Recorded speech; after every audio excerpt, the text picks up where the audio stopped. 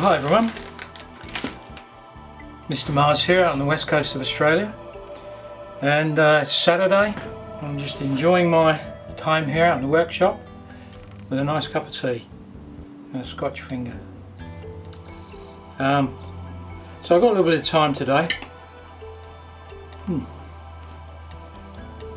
My wife's over in Malaysia, off to a wedding, so she's got a week over there.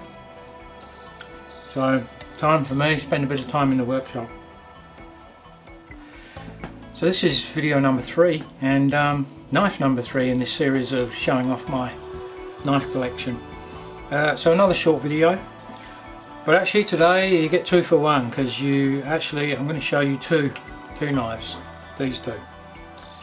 And the reason for that is because this and this, which was video number 2, are very similar, and I really should have shown you this as the showcase piece and this one to support it or to go with it, because this one here is so much more ornate. So I'm just going to briefly show you that and then get on to this one here.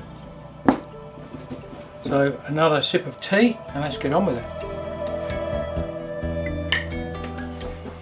So as I say, these two, you can see how similar they are, made by the same people from the same place in Africa, which is the country of Chad. Now if you want more information about this one though, go and watch video number 2, because this is where I explain where it's from and a little bit more about Chad and this place in central northern Africa. So very briefly I will just show you, this is another knife which has been forged from recycled steel, some kind of leaf spring, car spring, truck spring steel or something like that. This time though, it's the scabbard is covered in, I'm pretty sure this is snake skin. You can see how they've stitched all this pattern in here. It's pretty amazing. Even this on the end here has been plaited. Such a lot of work gone into it.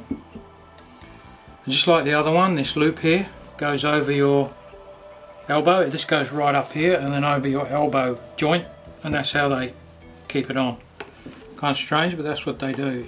So you can see here, fairly crudely made, but something they would use. This one I picked up from a marketplace, as opposed to this one.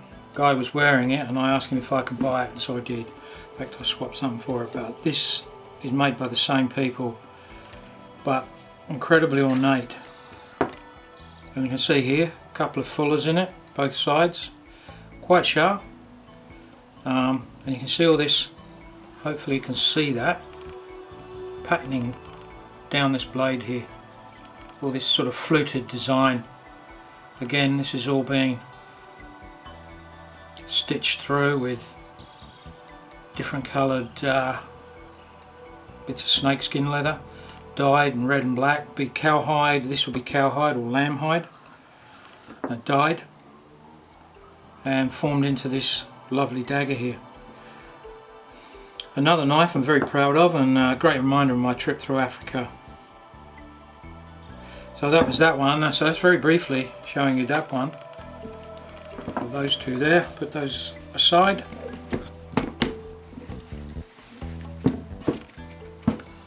But now we get on to this one. Probably barely even catch this in frame. Well, this one comes from Kenya.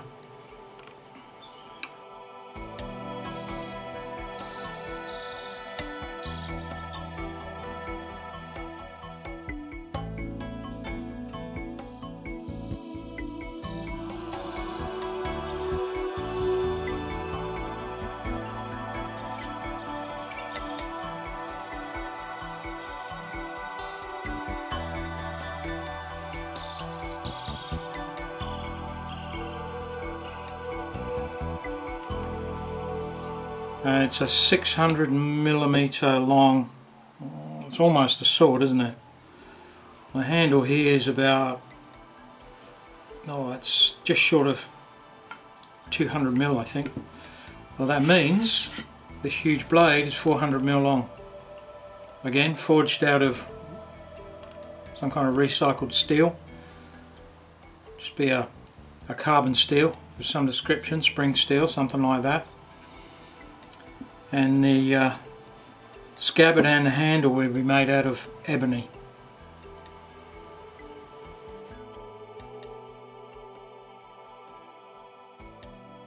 It's an East African country with a population of nearly 50 million by now, with the capital of Nairobi, and home of the Masai Mara, or Masai people. The Masai Mara is where they live, or I think, or originate from. And they speak Swahili and English. But again, this is a lovely knife, or short sword I can even say, that I brought up while I was there, some 35 years ago, that I bought while I was there, I should say. So this wood is made of ebony, as I say, pretty sure, and it's been carved with this like feather style pattern. Hopefully you can see that. And it's inlaid with this here. I'm not really sure what that is. I think it's not ivory, I don't think. It's too grey for that. And it's not aluminium or anything cheap like that. It's just, I think it's some kind of bone that has been coloured in some way, or dyed when this was perhaps gone over with some dye, if that's what they've done. But you can see this design goes all the way from this double pommel, circular double pommel feature here, coming down, slight shaping it, very comfortable. All this very fine carving into here and across here and down to the ricasso area.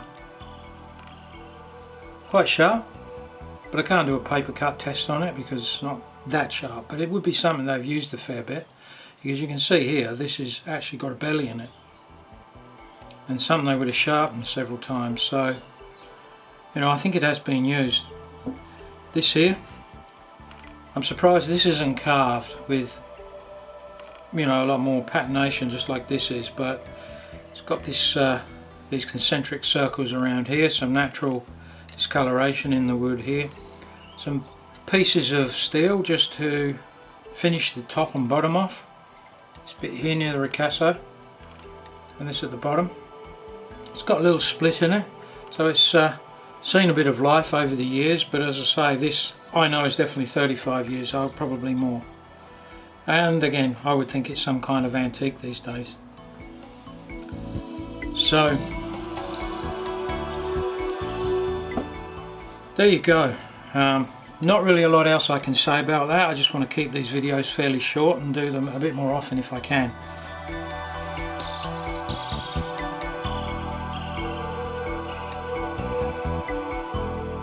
Another item in my collection which is very valuable to me, probably worth nothing in reality, but valuable to me. It's a reminder of my trip from London to Johannesburg.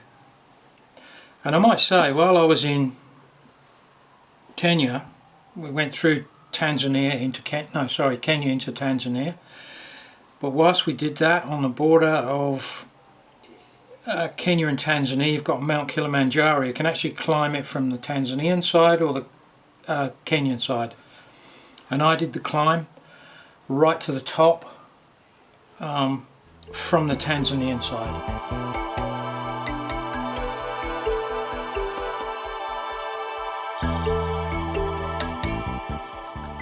And it was a 5-day hike, so it was 3 days up and 2 days down. And again, this brings back all those memories when I think about when I handle this and where I got it from and how I travelled through Kenya and all those things, all the people I travelled with, the climb I did up on the mountain, and sitting on top of the glacier. Somewhere I've got a photo of me up there. I should try and drag that out and feature that as part of this video if I can.